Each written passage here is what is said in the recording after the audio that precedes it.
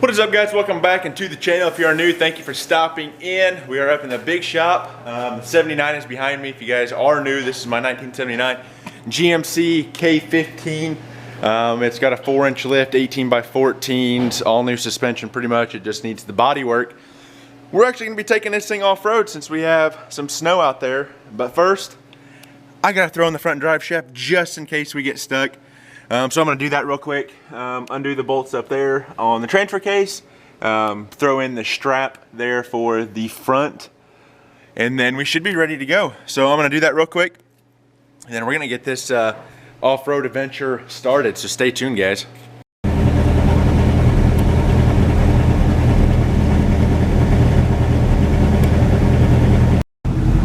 So guys, on that front drive shaft, one of those straps that I was gonna take off, the axle is actually buried underneath the snow, and I tried to dig it out, but I'm not sure where it was.